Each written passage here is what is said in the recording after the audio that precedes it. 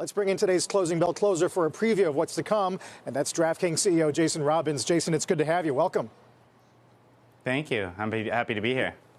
You guys have done a fair amount of work about what Americans are thinking about betting, about sports, about the game itself. What'd you find? Well, we're pretty excited. This is the first year since we were in one state, New Jersey. Now we're in several, so it'll be interesting to see how geographically the bets come in. So far, slight lean on the Niners on the spread. We're seeing a few more bets coming there. The money line is dead even, and people are heavily betting the over. I guess people think there'll be a lot of points scored in the game, so it should be interesting. My husband will be happy to hear that. Where are you seeing more growth right now, Jason? In traditional sports betting or in daily fantasy? Traditional sports betting is exploding right now. I mean, daily fantasy is still growing, but traditional sports betting is essentially a new product, at least, having a legal version outside of Nevada is a new product. And I think a lot of new customer adoption is happening right now, and it's really an exploding space. Jason, what implications for viewership trends as gambling and betting becomes more common? How much of a tailwind could it be, or is it already? Well, we know from research, and this has been studied for years, that people are more likely to tune in if they have money on the game. They're more likely to stay and watch through the whole thing also. And that's because even if the game is not within question, there'll still be maybe many bets that people have that are in question.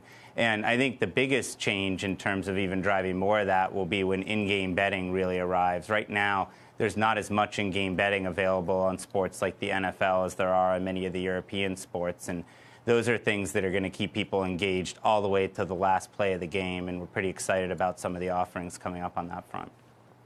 Jason, we've been talking today about this deal, Penn National Gaming, a casino owner buying a stake in Barstool Sports. So that's a media company, content play that really caters to betting-oriented sports fans. What do you make of that as a strategic move, and is there something else for you to do, perhaps, either linking up directly with casinos, legal casinos, or on the media side? Well, both are great companies. We've known both and partnered with both in various ways for years. We still partner with Penn on many of the states that we're in.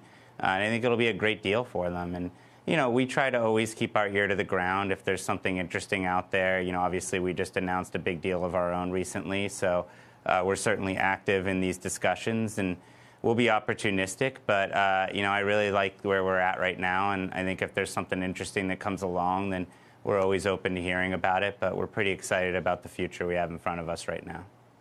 Finally, we know sports viewership has been robust. Oscar viewership, not as much. Is that reflected in interest in betting on the Oscars? Well, we're seeing, it's hard to tell because so much of this is all new, so everything is kind of growing right now. And if betting can do for the Oscars what it has for in fantasy as well for sports, then hopefully that'll give it a boost. But, we'll have to see. Right now, it seems like people are favoring 1917 and Joaquin Phoenix. That's where the betting dollars are going. Joaquin Phoenix for Best Actor and 1917 for Best Picture. So we'll see how much America's paying attention and how accurate their predictions are soon enough. What's next? Are we going to bet on the election? I would love to see that. It's a case-by-case thing with talking to each state's regulators and understanding, what they're comfortable with. But I think people would have a lot of fun betting on the election. And really, at the end, anything that's content that people want to make predictions on, that they enjoy discussing those predictions with their friends, that all can make for interesting betting opportunities. And, hopefully over the years, we'll see more and more expansion of what's possible.